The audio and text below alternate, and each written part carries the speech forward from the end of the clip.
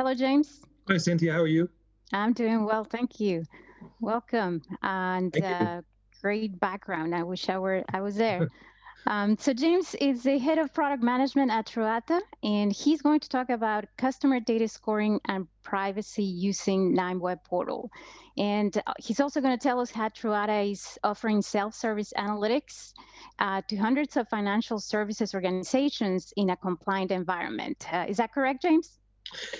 Yeah, that's correct. So we have recently released a new platform called our Privacy Enhanced Analytics platform, and um, the genesis of this platform is in data privacy regulations and how the emergence of regulations has impacted organizations' ability to perform analytics. So, for example, GDPR, which requires strong legal basis to do data processing, including analytics on customer data. And one such legal basis is consent, but that may not be forthcoming and is a tricky area in itself as it needs to be explicit and specific.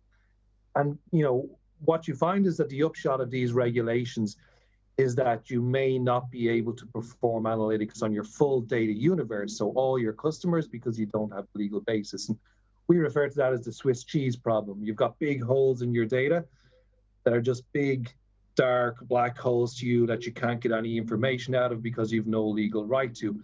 And when companies are constrained in how they can use data, particularly customer data for analytics, that reduces the value that they can get and reduces the type of analytics they can get and reduces the insights they need to fuel their business. So, one answer is anonymization, and we are, Truata is in the business of anonymization and analytics on anonymized data. But true anonymization is in itself is complex. It requires controls in place to do properly and to be achieved effectively. Today, we anonymize all of MasterCard's European transaction data. And we built this platform in partnership with MasterCard, so that they and their customers, who are the issuing banks and financial services companies you referenced, that they can perform analytics, self-service analytics on anonymized data in a way that ensures privacy is maintained. And we've built controls into this platform to ensure that's the case. And the advantage then is because we have true anonymization through the platform, it's no longer considered personal data. So therefore, the regulations don't apply, and you can do analytics in your full data universe and get as much insights as you can. So are these challenges what drove you to develop this platform? Yeah, these are the challenges that drove us to developing this platform, and we spent the last year working on this, and just to describe to people what the platform, the type of analytics the platform does. Core to the platform is that it allows users to run machine learning workflows on all this anonymized data. And these machine learning workflows, the purpose of them is to build predictive models for specific use cases. Those use cases might be customer attrition, or spend decrease, or things like international travel propensity, based on anonymized transactional data, and then use these models to score their customer universe and identify the behaviors of those customers who have a higher or lower propensity to match the target that they're trying to predict.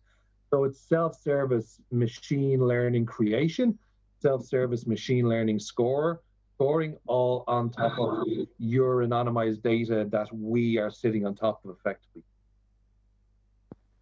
Excellent. And what were the main challenges or the challenges that you face, while you were building this platform and this solution? Well, look, even going back right to the start, it's a very, this view on privacy is quite complex, and we weren't really in the business of building analytical applications from scratch. Okay, so what we wanted to do was find a solution that we could work with, an existing workflow solution that we could leverage, which was the key for us was that it was open source, it was extendable, and particularly it created a separation of data from utility and end user experience.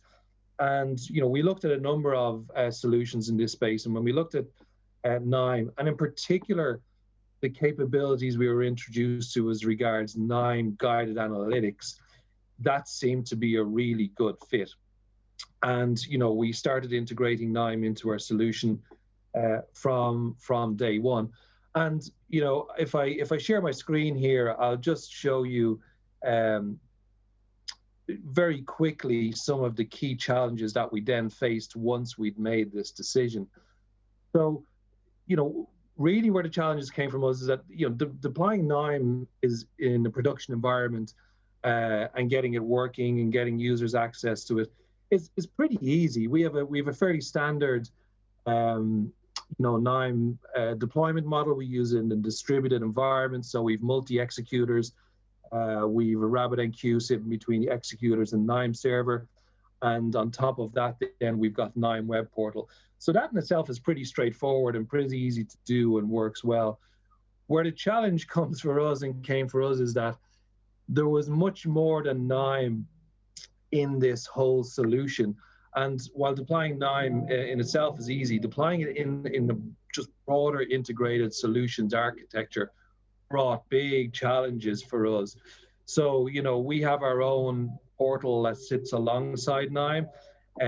We have multiple, it's all Azure based, so we've multiple Azure components in there, such as Azure Active Directory B2C for user authentication. And, that introduced challenges. I suspect we're probably the first organization to actually integrate KNIME with Active Directory B2C, which is very much focused on allowing on authenticating your customers as opposed to internal staff. So we had this wide sort of variety of infrastructure, of services. Some services are our own, some services platform services such as Azure, things like API gateways like Nginx, logging platforms like LogDNA. And particularly for us, the challenge was we wanted to make sure that we created a seamless user experience between, our web portal and KNIME web portal when users started working with the workflows. And that gets particularly complex because you're looking at things such as transferring authentication tokens, carrying sessions over, making sure token expiries are the same across this entire infrastructure. So we were conscious that this was going to be the case. We were sort of very focused on this very early on. In our project, we ran a lot of early spikes and proof of concepts to show that we can do this. And we pretty much got everything in place. There's a couple of things we haven't fully cracked yet, but pretty much everything is now in place with KNIME sitting in this much broader solution architecture, production solution architecture, and working seamlessly with all these applications. So that was probably the greatest challenge for us. And there's a lot of learnings that come from that we would be happy to share with other organizations who are looking to deploy KNIME in similar production environments. But today the result is we've several hundred financial institutions across Europe who can now access this, who can now access KNIME WebPortal through this infrastructure, and who can run predictive learning workflows, on all this anonymized data. Excellent. And did you say you have hundreds of people accessing the KNIME web portal? Correct. Yeah. So it's the customers of this are effectively MasterCards issuing financial services organizations. That might be banks or other types of financial services companies. And it is users within those, or we've opened this up to several hundred of those, and we have users within those organizations all accessing this platform now. Excellent. That's a great use case. And I could see the challenges connecting to different platforms and services. And, but good to see that KNIME is helping you both with the web portal and automate all this work for your solution. Yeah. And I do want to see if Greg has any questions. Greg?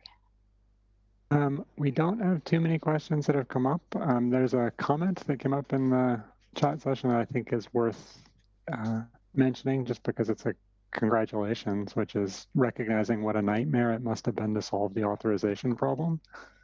Yeah, that was probably the toughest one we had to do, because we found the one we had to, go with the version of KNIME server that was released this summer, because that was, that was the one that sort of fully supported OAuth. But even in that, as your Active Directory B2C is a particular slant on Active Directory, and there were some things that still weren't fully compatible. So we had a few workarounds in there that we had to deploy to get that working. But yeah, it is a challenge. It's not even specific to KNIME in any way, but when you're bringing different technologies together, particularly with different which have their own user interfaces and expose their own web pages, and you're trying to bring these together and work together.